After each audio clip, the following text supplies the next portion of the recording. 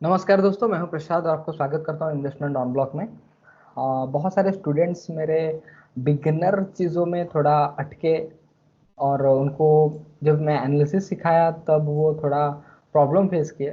तो उन सब की रिक्वेस्ट में और ज़्यादातर लोगों को मैं देख रहा हूं कि वो सब फंडामेंटल चीज़ें जो हैं, जब बेसिक चीज़ें हैं वहाँ पर क्लियर नहीं है।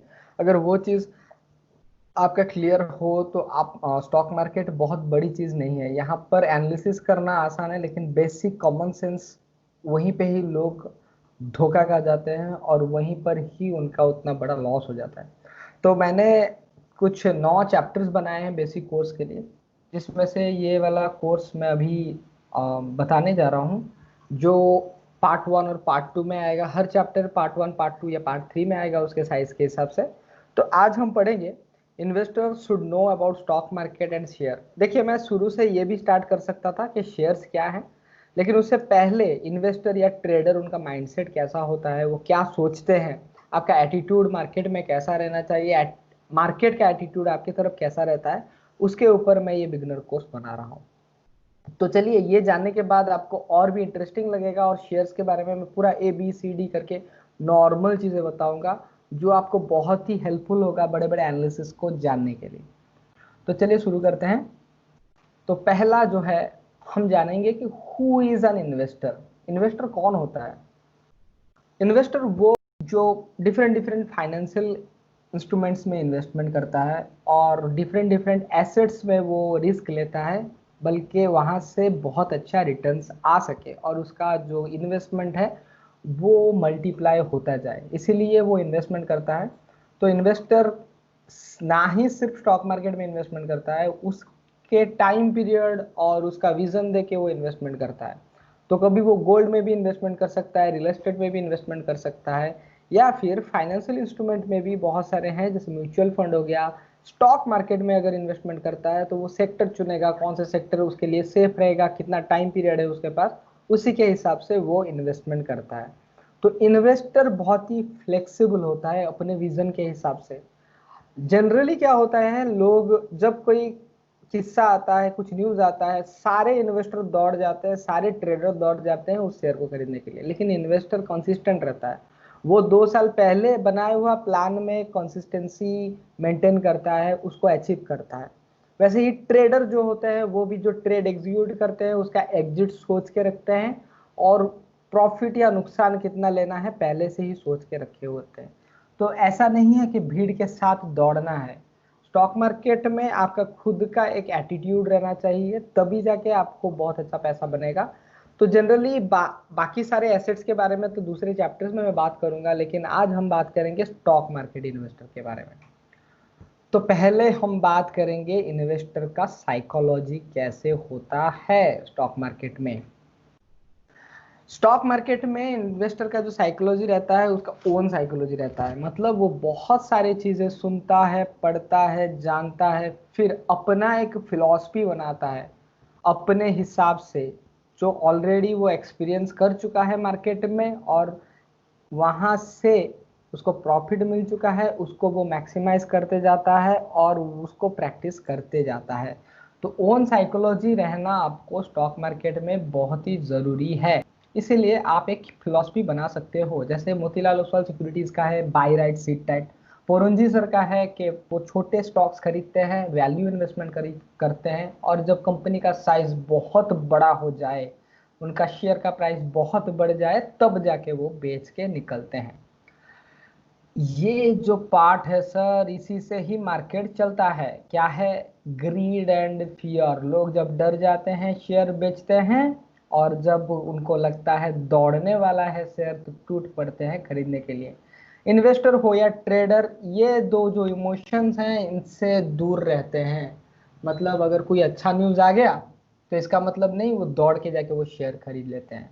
वो अच्छा न्यूज़ आने से पहले ही उसको उसके ऊपर वैल्यू इन्वेस्टमेंट करे रखे होते हैं। उनका विजन क्लियर होता है 5 साल 10 साल के लिए, कि 5 साल के बाद ये कंपनी इतना बड़ा हो जाएगा। तो इसके बीच में अगर कोई भी खराब न्यूज़ आता है, अच्छा न्यूज़ आता है, अगर कंपनी के ऊपर लॉन्ग टर्म इम्पैक्ट ना पड़े, ऐसा कुछ न्यूज़ है, तो वो स्टॉक का वॉलेटिलिटी के ऊपर ध्यान नहीं देते। जैसे कि अभी रिलायंस स्टॉक खरीदने के लिए सब उतावले हो रहे हैं, लेकिन जो इन्वेस्टर है वो पहले से ही खरीद के रखा हुआ है, या फिर अभी जो निवेश करने वाला है वो अभी निवेश नहीं करेगा। वो देखेगा कि कंपनी कितना दूर तक चल सकता है, आगे जाके क्या क्या प्रॉब्लम्स आ सकते हैं कंपनी के बिजनेस के लिए। अगर विजन क्लियर है तभी जाके इन्वेस्टमेंट करेगा, चाहे शेयर प्राइस ज़्यादा क्यों ना हो। अगर नहीं, वो देख नहीं पा रहा है फ्यूचर आने वाले 5-10 सालों में कंपटीशन आ जाएगा, तो वो इन्वेस्टमेंट नहीं करेगा। तो इन्वेस्टर का खुद का साइकोलॉजी रहता है, इसीलिए ये ग्रीड एंड फियर जो सबसे बड़ा मार्केट में उतार चढ़ाव लाने वाला जो चीज़ है उससे वो दूर रहता है। लॉन्ग टर्म थिंकिंग, ये टर्म हमेशा यूज करते हैं, ब्रोकर हो या एडवाइजर, आप हमेशा लॉन्ग टर्म सोचिए। लेकिन मैं तो ट्रेडर हूँ, कुछ पैसे लेके आया हूँ, कुछ पैसे लेके जाऊंगा।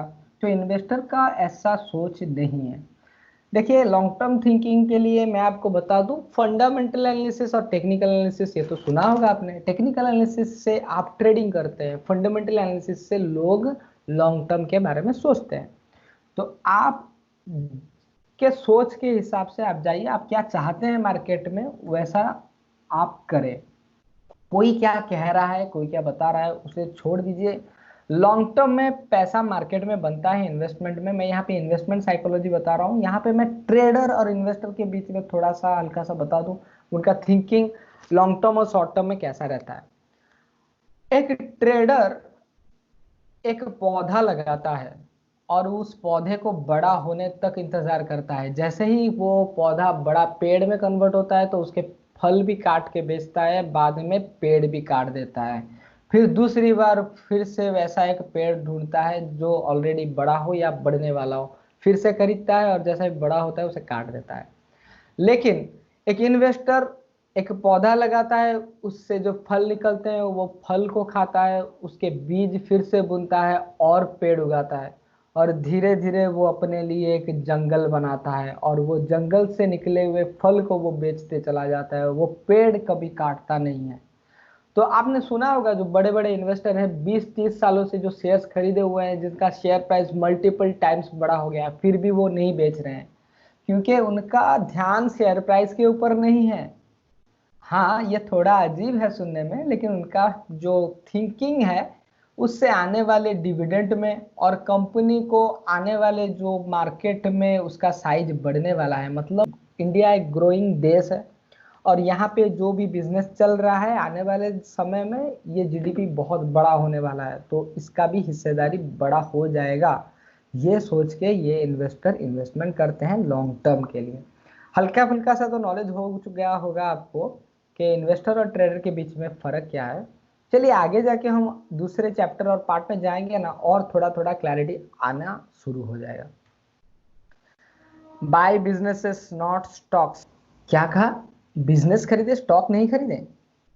जी हाँ, आपने सही सुना। स्टॉक खरीदना मतलब आप शेयर्स खरीदते हो, प्राइस देखते हो शेयर का, छोटा प्राइस है सोचते हो छोटा कंपनी है, बड़ा प्राइस है तो बड़ी कंपनी है। ये गलत बात है, ऐसा सोचना भी गलत है। शेयर प्राइस बढ़ जा रहा है तो आगे जाके मल्टीपल टाइम्स रिटर्न देगा, ये भी सोचना एक गलत बात है। बाय बिजनेस, आप जो शेयर्स खरीद रहे हो उसके पीछे एक कंपनी है।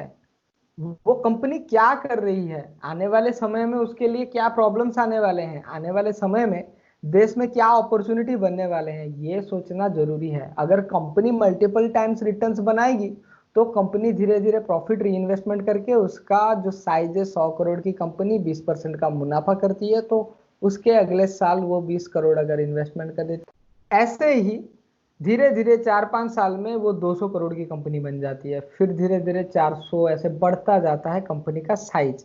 अगर ऐसा ही लगातार चलता रहा तो शेयर प्राइसेज ही देखने के लिए मिलेगा।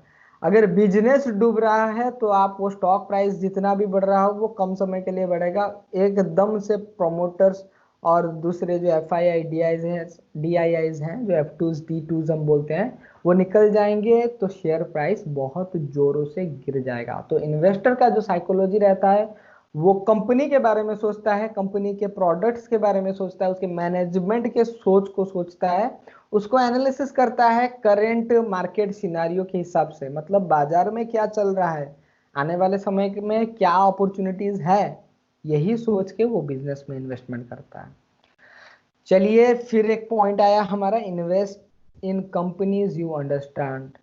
सिंपल सी बात है सर, आपको जो बिजनेस समझ में नहीं आ रहा है आप कैसे प्रेडिक्ट कर पाओगे कि ये कंपनी आगे जाके अच्छे चलेगा? जनरली देखा जाए तो सारे बिजनेस में एक ही रूल है कि सस्ता खरीदो, ज्यादा रेट में बेचो, टर्नओवर हाई करो। लेकिन इसके अलावा भी बहुत सारी चीजें हैं जो कंपनी के प्रॉफिट के ऊपर इंपैक्ट डालते हैं, जैसे कि इंटरेस्ट रेट में चेंज होना, और उसका लोन्स बढ़ जाना, या फिर कंज्यूमर का बिहेवियर चेंज हो जाना, या ट्रेंड चेंज हो जाना, या टेक्नोलॉजी चेंज हो जाना। ऐसे बहुत सारे कारण हैं जिससे कंपनी, प्रॉफिट कमाने वाली कंपनी लॉस में चली जाती है और लॉस कमाने वाली कंपनी प्रॉफिट में चली जाती है।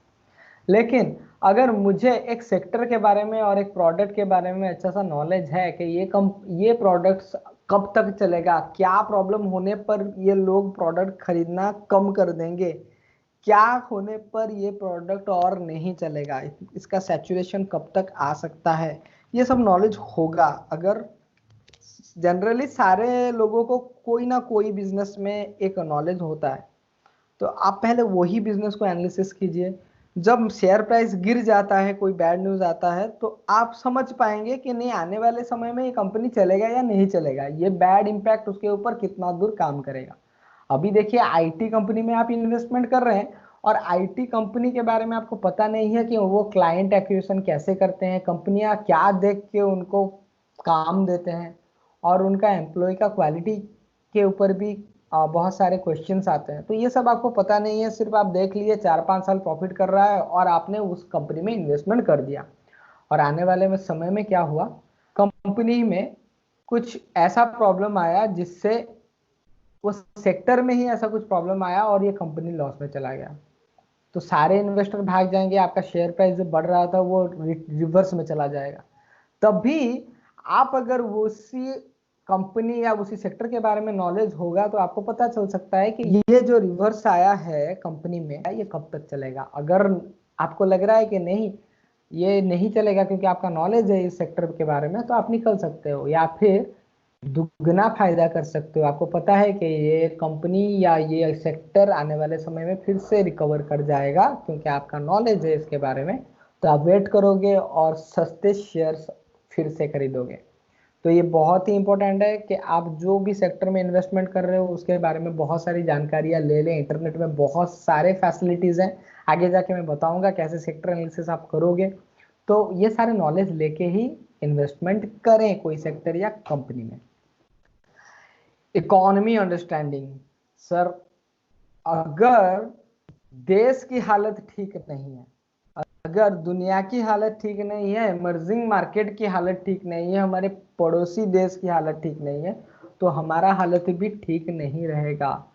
लोगों के पास पैसा होगा खर्च करने के लिए तभी तो प्रोडक्ट्स खरीदेंगे, तभी तो कंपनियां प्रॉफिट कमाएगी और उसके शेयर्स खरीदने के लिए लोग आगे आएंगे और शेयर प्राइस बढ़ेगा। अगर मंदी के टाइम में आप इन्वेस्ट कर रहे हो तो जनरल सी बात है प्राइस और नीचे जाएगा शेयर्स के, लेकिन शेयर प्राइस कंपनी के अर्निंग्स रिफ्लेक्ट नहीं करते। कभी कभी आप देखोगे कि कंपनियां वो लॉस करती जाती हैं लेकिन शेयर प्राइस बढ़ता है। तो यहाँ पे शेयर मार्केट का भी खुद का बिहेवियर होता है, उससे अप एंड डाउन होते हैं शेयर का प्राइस। लेकिन इन्वेस्टर हमेशा इकोनॉमी को समझता है, इकोनॉमी में क्या हो रहा है, क्या क्या प्रोडक्ट्स आ रहे हैं, क्या क्या थीम चल रहा है, कौन कौन से सेक्टर परफॉर्म कर रहे हैं वर्ल्ड वाइड, इंडिया में, हमारे देश में और हमारे स्टेट में कौन सा सेक्टर अच्छा चल रहा है। तभी आपको नॉलेज आ पाएगा कि आने वाले 4-5 सालों के बाद किस किस चीजों का और भी डिमांड आ सकता है। यहाँ पे एग्जाम्पल में एक आपको बताऊंगा, इकोनॉमी अगर अभी देखें ऑटोमोबाइल सेक्टर बहुत ही मंदी के पीरियड में है। मैं जो कंपनियां अभी बताऊंगा वो एग्जाम्पल के तौर पे बता रहा हूँ, नॉलेज के लिए बता रहा हूँ।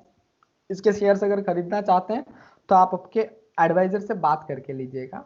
अभी हमको पता है कि ऑटोमोबाइल्स में एक बहुत बड़ा सा एवोल्यूशन आने वाला है, क्या है, इलेक्ट्रिकल कार्स। तो इलेक्ट्रिकल कार्स जब आएंगे तो इंजन तो और लगेगा नहीं क्योंकि इंजन तो मोटर बन जाएंगे। तो जो क्राम्प कंपनी है, पिस्टन्स हैं, इस ये सब लॉस में जा सकती हैं। लेकिन कार मेकिंग में कुछ चीजें हैं जो कॉमन यूज होंगी, जैसे टायर, इलेक्ट्रिकल कार है लेकिन टायर तो लगेगा ही ना, हेडलाइट्स तो लगेगा, मिरर तो लगेगा ना। तो ये भी सारे कुछ कंपनियां हैं जो मार्केट में मोनोपोली बना के रखे हैं। आप अगर इकोनॉमी को समझते हैं तब भी जाके आपको पता चल पाएगा आने वाले समय में क्या चेंजेस आने वाला है और कौन से सेक्टर में आप बैठेंगे तो अच्छा पैसा कमा पाएंगे मार्केट से। तो इकोनॉमी अंडरस्टैंडिंग आपको रहना चाहिए। इन्वेस्टर इसके बारे में बहुत सारे रिसर्च करते हैं और बहुत सारे डेटा कलेक्ट करते हैं। डेटा कलेक्ट होने के बाद आपको पढ़ना है, उसको एनालिसिस करना है। डेटा आते ही आपको टूट पड़ना नहीं है। डेटा क्या है, ये बहुत सारे सोर्सेस हैं। जैसे हो गया आपका एनुअल रिपोर्ट कंपनियों का, कंपनियों के एनुअल रिपोर्ट्स आप कभी पढ़े हैं? अगर नहीं पढ़े हैं तो पढ़ना शुरू कर दीजिए। वो पूरा बताते हैं मैनेजमेंट क्या सोच रहा है, बाहर क्या थीम चल रहा है और आने वाले समय में क्या इवोल्यूशन आने वाला है इंडियन इकोनॉमी में, और उसके हिसाब से मैनेजमेंट क्या प्रिपरेशन कर रहे हैं। तो यहाँ से आपको पता चल गया कि इकोनॉमी का हालत क्या है और उसके साथ ही कंपनियां क्या क्या स्टेप्स ले रहे हैं इसके साथ लड़ने के लिए। ये भी आपको एक रफ नॉलेज आ जाता है। तब आप मैनेजमेंट का डिस्कशन जब एनालिसिस करते हो रियल लाइफ के साथ, तभी आपको क्लियर पिक्चर आ जाएगा कि ये कंपनी जो बता रही है हो पाएगा या नहीं। अगर हो पाएगा, आप सहमत हैं, वो शेयर प्राइस खरीद लें, बहुत सारा साल वेट कीजिए, आप मल्टीपल रिटर्न्स मिलेगा ही मिलेगा। ऐसा नहीं कि 10-20 साल ही वेट करना है। ऐसा होता है 2-3 सालों में कंपनी अगर अजब का प्रॉफिट आ जाए ना तो लोग टूट पड़ते हैं वो शेयर खरीदने के लिए। और आप देखेंगे जब कभी भी ओवर वैल्यू हो जा रहा है, वैल्यूएशन भी मैं आपको बताऊंगा कैसे करना है आगे वाले चैप्टर्स में।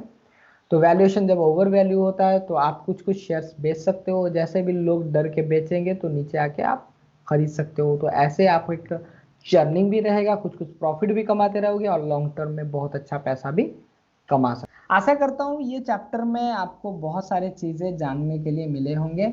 अगर चैनल को सब्सक्राइब नहीं किए हैं, सब्सक्राइब करें और बेल आइकन को दबाएं। अगर ये नॉलेज आपको अच्छा लगा है तो लाइक करें, अगर अच्छा नहीं लगा है तो डिसलाइक करें, लेकिन करें जरूर। ट्यून बनाए रखें क्योंकि दूसरा पार्ट इसका आने वाला है। Thank you very much. Investment on block.